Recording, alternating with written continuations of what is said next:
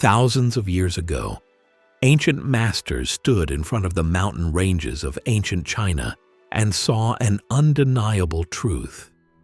The sun illuminated one side of the mountain, bringing warmth and life, while leaving the other side in shadow. But as the day progressed, the light and the darkness slowly traded places. The sunny side became dark, and the shadow was illuminated by light. This was not about watching time pass.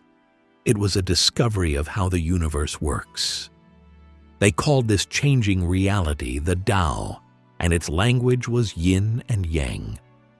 Unfortunately, we often misunderstand this idea and think of it as a peace symbol or a simple design.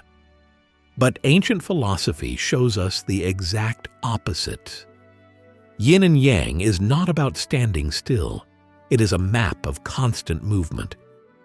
In ancient Chinese cosmology, everything begins in a state of endless possibility.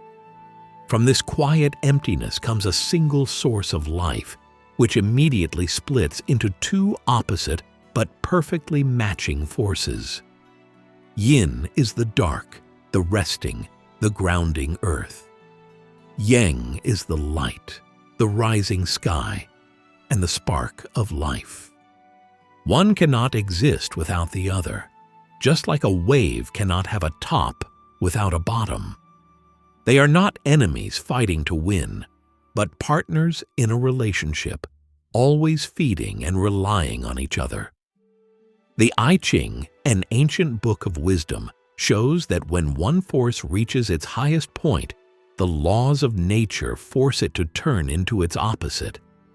For example, a fully grown tree at the height of summer is easily broken by winds, while a soft seed buried in the freezing ground holds the power of spring. This idea of change is shown in the traditional Yin and Yang symbol. It is a circle divided by a smooth curve that represents a gentle blending, not a hard border. Inside the darkest part of Yin is a bright seed of Yang, and inside the brightest peak of Yang is a seed of Yin. The pure force of Yang would burn itself out instantly, and the pure force of Yin would freeze completely still. Life only happens in the movement, the tension, and the constant trade between these two. In this tradition, harmony is not a state of perfect peace where life stops challenging us. It is the art of adapting.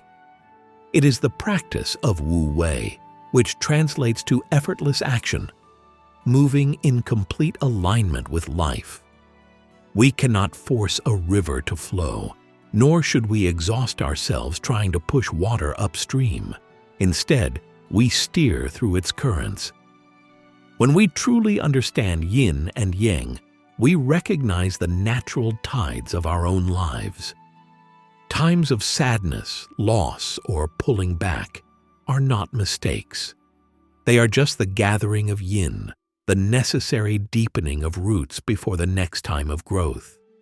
In moments of success or joy, we need to stay humble and grounded, knowing the tide will eventually turn. Achieving a state of balance means stopping the struggle. We have to let go of the illusion that we can conquer nature or stay at the top of the mountain forever. We realize we are not separate from these cycles. We are the cycle itself. By flowing with these natural changes, we find a harmony that cannot be disturbed, rooted in the simple truth of a turning world. In the end, we have to stop resisting our circumstances. Balance cannot be forced, nor should we try to create it. Without the bad, there is no good. Without the cold, there is no warmth. Everything is in order, and nothing is a mistake. Paradoxically, by not trying to achieve balance, we have the best chances of finally finding it. The key is acceptance.